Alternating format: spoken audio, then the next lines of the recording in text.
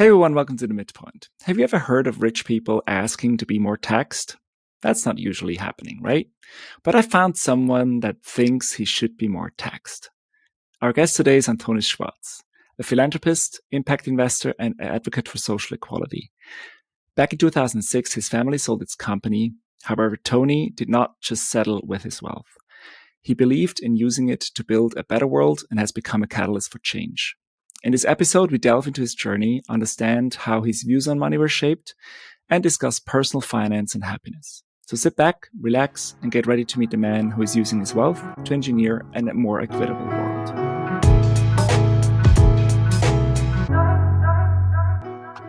Welcome, Tony, to the podcast. Hello. Hey, it's great to have you. It's been super interesting to read about what you've been doing in the past, and there's a lot out there in the media. Sort of you're an activist. You're basically talking about a lot of different topics, or have been as well over time. But I would like to start a little bit earlier. So for everybody to know, Tony belongs to a pharmaceutical sort of dynasty or family that has been involved in Schwarz Pharma, and about 2006. That company was sold to, I believe, UCB, a Belgian-based pharmaceutical company. Did your life change from your perspective when the company got sold? Yeah, it changed a lot, I guess, because before that the money was more or less in the company, and afterwards it wasn't. So so just there was much more money to be invested or to be donated or to be spent on whatever houses, cars, and whatever people want to spend their money on. So yeah. You're famously putting your money to work to very good causes, but and on a personal level, just yourself. You were 18 at the point in time. Did you just keep going as it was, or did you also kind of reset maybe your perspective on where you study or where you want to go after that? No, I just finished school. I went to university. Also did a master's, and basically just pretended like the money wasn't there, more or less. Mm-hmm.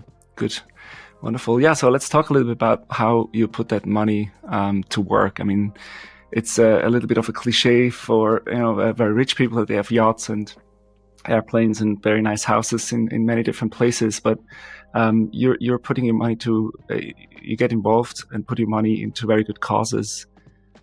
What started all of this in your point of view, and sort of where you got involved at the beginning?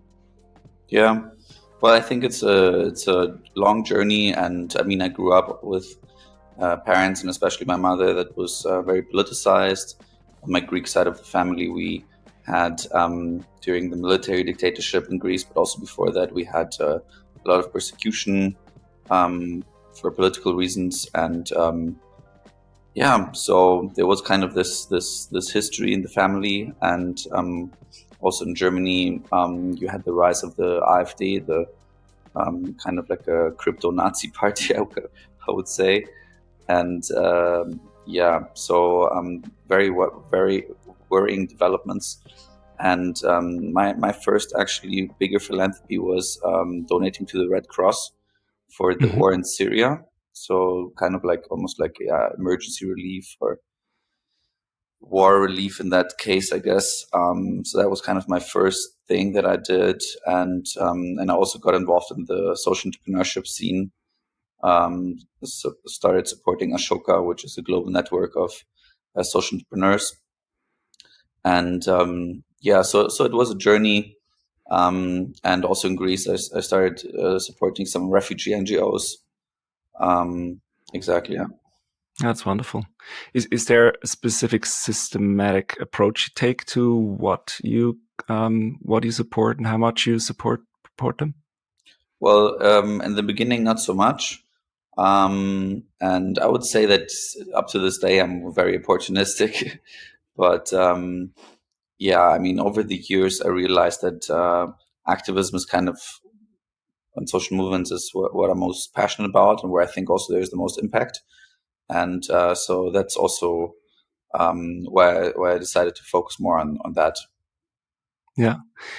how did that evolve? I mean, today you're also in many different organizations. Like, how has that shifted, or are you still involved in the same projects today?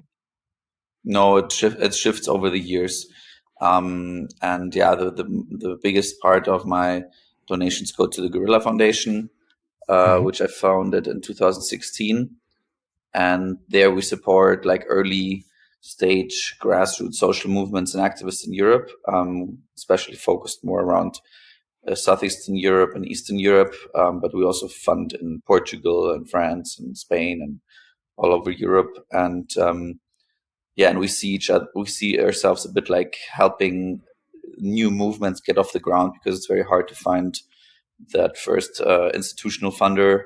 And so yeah, we want to be that first funder that helps them get off the ground, and also maybe if they go to other foundations, they can already say that yeah, we already have a foundation that is actually supporting us. Hmm. And yeah, and also with the activism stuff. I mean, I supported some initiatives that I thought were very high impact. One of which was the Center for Political Beauty, which in Germany is quite well known and very controversial also. And yeah, they did some actions around like the Syrian refugee issue, because back then Angela Merkel hadn't yeah, shifted her stance and let the refugees in. So it was very powerful, the activism work that they did. And then I thought like that's the kind of thing that I want to be supporting. That's nice. I feel mentioning Germany. I feel like if we compare that to other countries, the social kind of support you're getting in general as a society is comparatively high. Sort of if you look at the US or other countries around the world, but still, I feel like the habit of giving is, let's say, a lot more pronounced in the US or in other countries. Is this, is this lacking in Germany in your point of view, or do we need? I mean, given the social state being so big, do we need more of that? What would you change in Germany if you were able to? Well, I think definitely that there could be more donations. I mean, it could be worse also, but yeah, I think overall the wealth is not being doesn't trickle down as it should, probably. And so yeah, that's why I also think that we need to tax rich people more. But Mhm. yeah, I mean, coming from you, that's a very and maybe also unusual statement. the United States, they don't have the same social welfare system as we do, Hmm. so it's a bit No, of a different it's kind of situation. balanced, right? Sort of in the US, it's paying forward goes throughout all, I believe, throughout all parts of society, right? It's sort of a thing you do as part of your saving. You also donate, and you also basically giving it to other people. And I feel like even in Switzerland, where I'm based, that's not as common to have to sort of dedicate a certain percentage of your income to helping others. I think we could definitely benefit from that as well, just as a habit in general. I think on a state level, you mentioned it's kind of an unusual thing to think about from somebody who has a lot of money to want to be taxed more, right? Usually, I think the political spectrum is fairly obvious on who wants to tax the rich more and who doesn't want to be taxed more. Usually, in what sense would do you think is it? I mean, we can also talk a little bit about Switzerland in that sense. If you contrast the different tax systems, what would you change in Germany? Because I think the taxes over there are already quite high, aren't they? Yes, they're high for the average Joe, but not for the super rich Joe. And Okay. yeah, so we have a huge discrepancy between taxation of labor and taxation of capital income. Actually, Mm-hmm. we have one of the biggest discrepancies, I think, in Europe with regards to this. And yeah, so basically, it's very. I mean, at this moment in time, we don't know how it will change, but yeah, at this moment in time, it's if you have a very large company, for example, you don't pay, or you pay very very few taxes, like close to none, inheritance taxes, that is. And yeah, capital income is also not super high. I think around 25%, 26%. So it's definitely not too bad. Um, And and I think inheritance taxes is a big topic because of this exemptions for the large companies. And I can also understand that people are worried that jobs will be lost and the companies will have to go public, and then the family might lose control of the company. Yeah.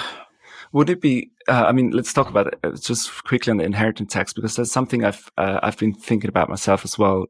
In the state I'm living in Zurich, there is no inheritance tax; it's zero compared to some other states in Switzerland.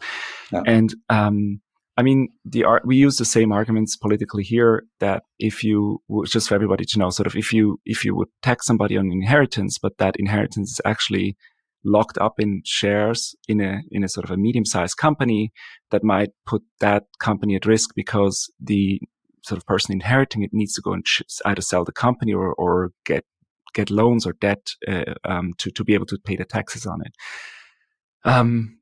It's very hard to argue with that, but I feel like the rest, I mean, there's a lot more wealth out there that could be easily or much easier taxed than those shares locked up in a company. Is there a way around it, do you think, for those that own medium-sized companies? Is there a way to, I don't know, put these shares in escrow in a state fund, or is there something that could be done to not jeopardize the jobs? Because so far I've only been hearing the contra from, let's say, the liberal parties against an inheritance tax on that topic. Is there a solution on it? Well, I think first of all, it's a tax which, if you're lucky, you have to pay every 30 years. So it's not that True. you pay it often. It's very maybe 20 years, depends obviously on each case, and so it's a very long time. And during this time, 20, 30 years, you can set aside some funds to pay for this tax. And let's say it's like 10, 15%, that should be definitely doable. Plus also, if the company is going through very difficult financial situations, you can defer those payments. And I think you can defer them 5 to 10 years or something like that. And maybe if it goes very long, you can also, like, as you said, like have the state as like a Stiller Gesellschafter. I don't even know what it's called. Or just being non-executive. Just sort of the state as a shareholder like without any say, kind of. And so, I think it's all a matter of management, and also the question of how high you put it. I think if you put it 10, 15% for everyone, then I think that would be a good thing to do. Yeah. And maybe also Switzerland, you guys are making money also out of other people's backs with this kind of aggressive tax policy. And it's money that is missing in other state budgets. That's a good point. Yeah, we can also go there if you want to other international taxation. I fully agree with you. We're currently debating, or sort of I think we're just introducing the OECD taxes, sort of global tax rate, and now we're debating on how to pay back those companies, again circumventing that international tax system. So, fully agree that Switzerland would also have some room to improve in that regard. I mean, personally, I'm fairly liberal and a capitalist. I of course don't want the state to take control of any company, or at least not, as you mentioned, to have play an executive role in it. But when we go briefly to capital gain tax, I think capital gain tax in Switzerland is pretty much zero. So mainly because of the capital markets, I think over here, if you trade with shares, if you own shares, if you hold them long enough, there's zero tax on it, which is quite nice if you declare them to the authorities. If you declare these gains, then you get basically refunded on the tax that is automatically placed on them. It's a complicated system, but I feel like from the taxation perspective for everyone, we get taxed on so many different things, and you get taxed on income, you get taxed on VAT, etc., etc. But I think your point is actually pretty good, that if you have a lot of money and put that to work, then you can actually minimize and sort of go around all these systems. Would it work if everybody would just be taxed on wealth? No matter who? Not everyone has wealth, or what do you mean? I think the inheritance should be maybe a flat tax that applies to everyone, and and I mean that's yeah, that's I mean, my thoughts are going in yeah, that direction. I think inheritance tax will basically reshift, or sort of the Umverteilung in German. Sort of you can kind of start to reshift. Redistribute. Yeah. Yeah, thank you. You redistributed everything over generations, which I think is a time frame that everybody could live with, compared to being taxed on a day-to-day basis, I guess. Well, let's go back to maybe a shift back to sort of personal wealth, and maybe take away I think we take away your own story, but I'd love to hear your perspective on it. So, talk about personal finance could be anyone, not necessarily yourself. When you think of, I think when we think about wealth, or when you think about money, personal finance is always very subjective. No matter where, in what sort of kind of life situation you're in, there's a lot of situations above a certain minimum where people actually look upside and say, "Oh, if I only had A, if I only had B," but at the same time, somebody else is looking up to them, right? So that sense, in that sense, I mean, relative. If you place yourself into anyone's position, at what point do you think is too much money, or sort of enough money? Sorry, one is it too much money to own, and one do you think is it enough? What's sort of the level where you'd say this is a fair amount of money to own? Mm-hmm. And beyond that, it's just ridiculous, right? You don't know how to deal with it anymore because you can't even grasp the concept of how much money you have. Yeah, I think like around 500 million, it starts getting very abstract, and it doesn't have to do anything more really so much with your living expenses. Yeah, so I would say around like 500 to a billion, like it's basically all numbers. And yeah, but I think, I mean, for everyone it's different, but I think like with I mean, theoretically, I think with like 10 to 40 or 50 million euros, you can also like have a very nice life. You know what I mean? Yeah, exactly. Like, I mean, yeah, I don't know. It might, I think I think it's a bit difficult to implement like an upper limit for wealth. Um, oh, you yeah, see where because I'm going with it. You see where I'm going with this question, right? Because I think that's a continuous I mean, I point read a people report the make. other day, like not the other day, like a couple of months ago, I read a report from a very left-wing organization. I think they said like I think it was 10 or 40 million or something like that, like a limit to wealth.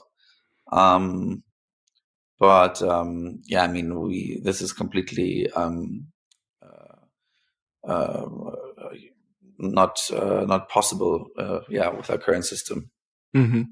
Well, I feel like no matter what system you implement, there's likely always ways around it, Yeah, right? You cannot I really think limit it. the way that rich people also should view this is that you know, they need to make an investment or a donation or whatever into their own future. You know, because if we wreck the planet, if we wreck the climate, the biological diversity, etc., then you know, future generations will not have a comfortable life here. So they need to just realize that they need to put some money down in order to safeguard future generations' quality of life.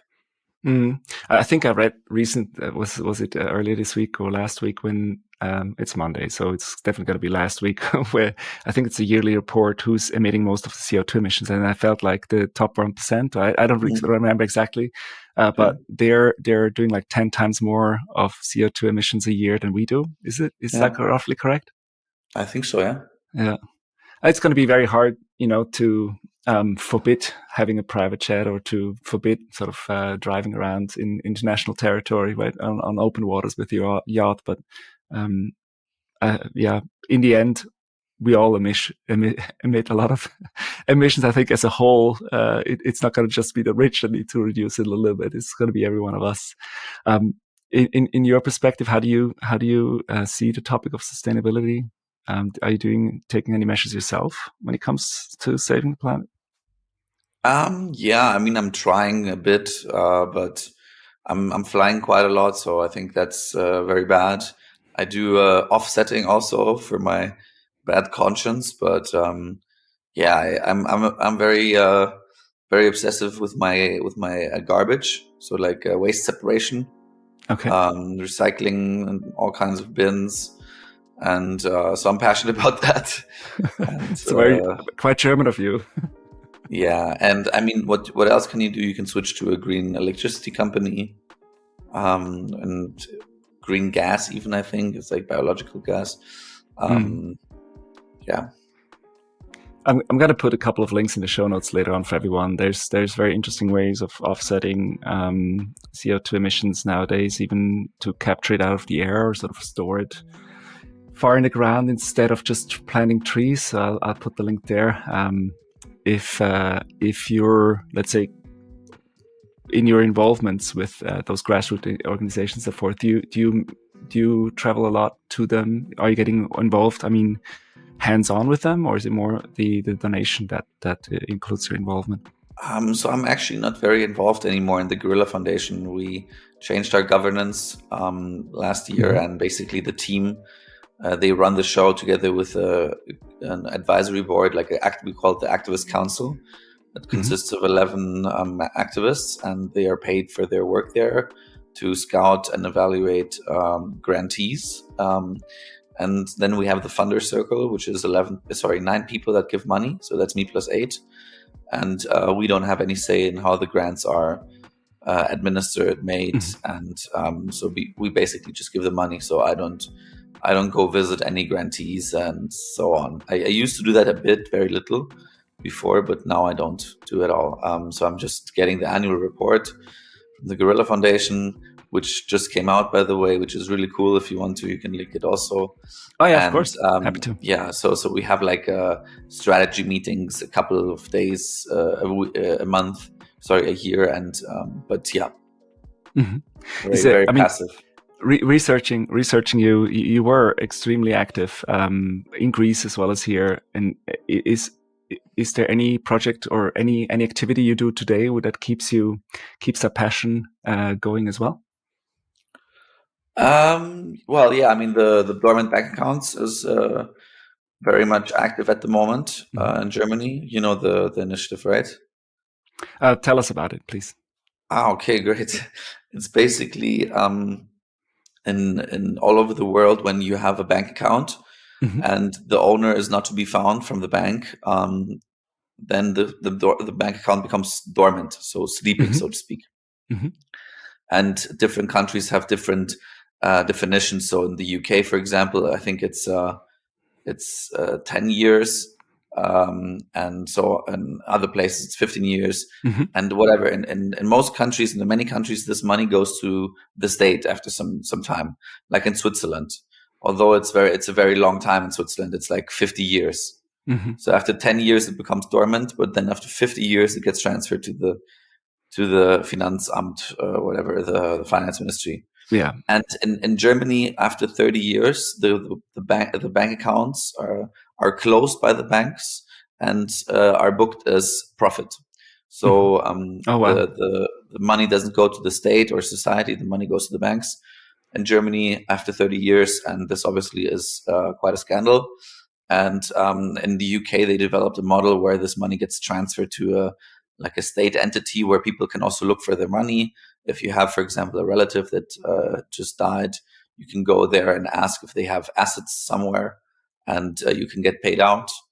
But the experience shows that less than 10% actually reclaim this money. So you reserve 40% of the total amount to be on the safe side, that you can service these reclaims into perpetuity, and then 60% of this money you can use for good causes, which we want to use for an impact investing fund of funds, like they did in the UK with Big Society Capital, where they mobilized £900 million in roughly 10 years. And we believe that, I'm doing this with a number of organizations in the social entrepreneurship scene in Germany. We believe that in Germany we have 2 billion euros on dormant bank accounts. So that it's quite some money, and hopefully 1.3 billion we could mobilize for good causes. And we made it into the coalition contract, so the government wants to do it, but they lack the resources.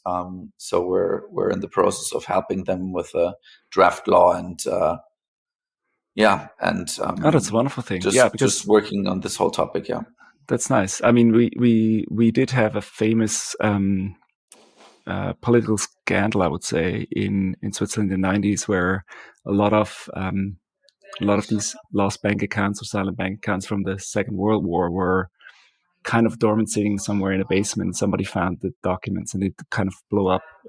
We want to make sure that that money doesn't go into profits at any point, but rather goes back either to the family, so that there's Yeah, an active effort to be repatriated to the right yeah, people.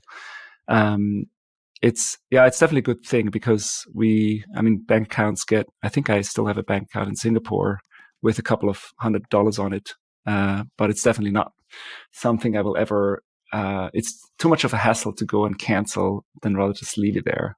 So I think it's definitely more common than usual than people think. yeah. I'm not sure if I have the facts 100% straight because I heard that by a tourist guide in Zurich. The former let's say, dictator in Russia, Lenin, was actually spending his time in exile in Switzerland for a few years.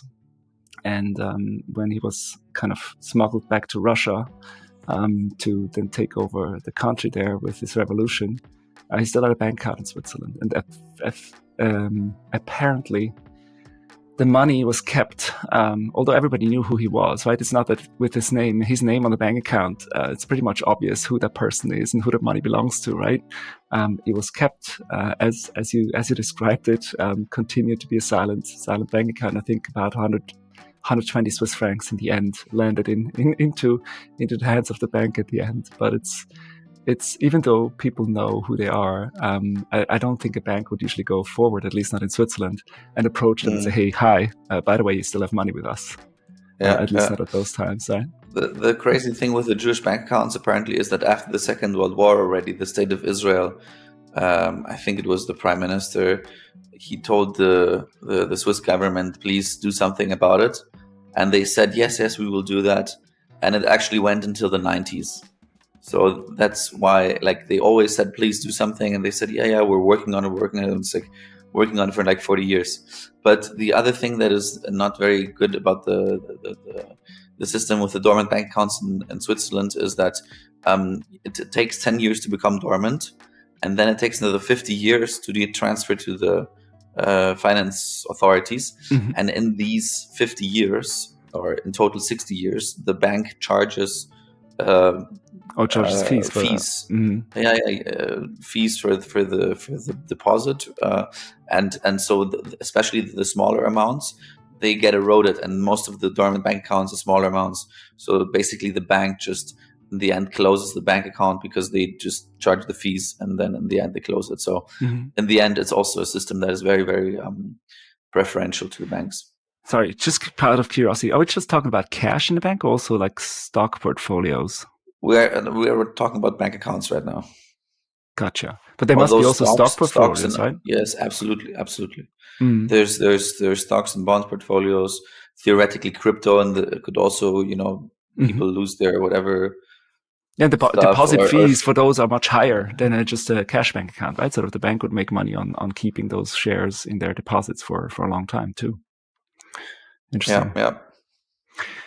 All right. Hey, that's let's basically a great cause that you're supporting there. I fully support that too. Let's put that money to better work than it does today.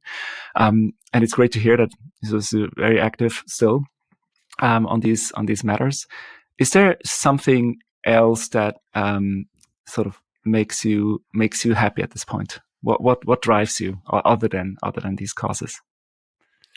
I think what drives me is just working with capable people on cool projects.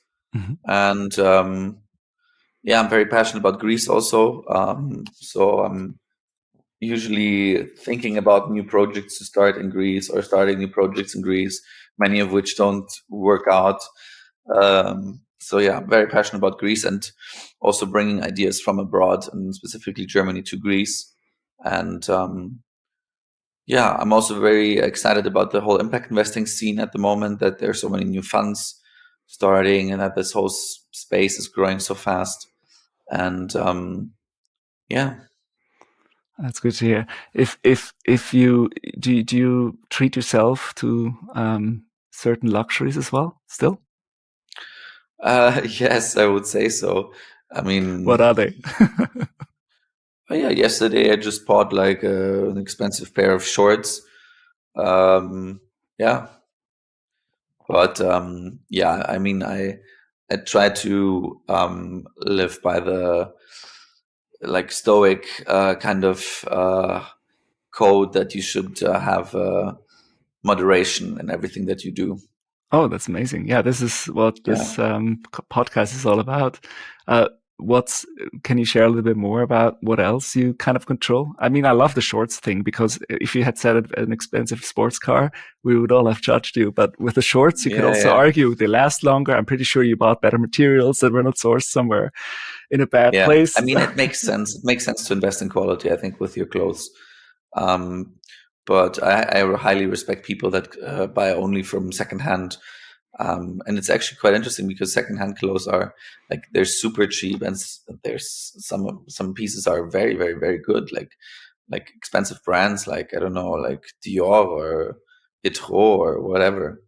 I would bet a But lot of those were no, not worn the big anyway. luxury for me is traveling. Mhm. So taking the plane, staying in expensive hotels, maybe go, getting a massage if I want to.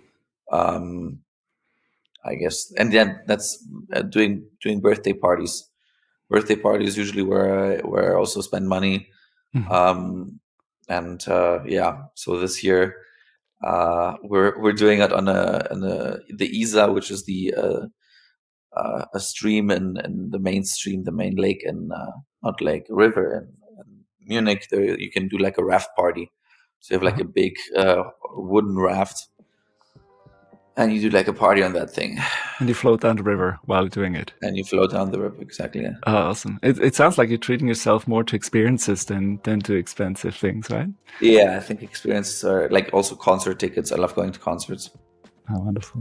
Is Yeah. there is there a moment in your for yourself where you say like, okay, this is as far as I go with sort of donating and spending my money. This is kind of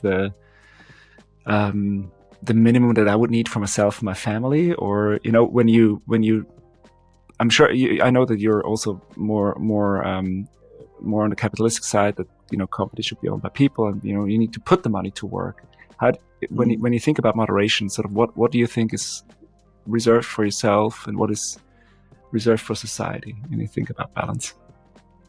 Yeah, I haven't actually concluded that subject for me yet. So I'm Hmm. still thinking about it. But yeah, I think I have like the amount in my head that I need or that I would like to have, let's say per year, and then extrapolate. Um, yeah, Basic financial planning. I like that.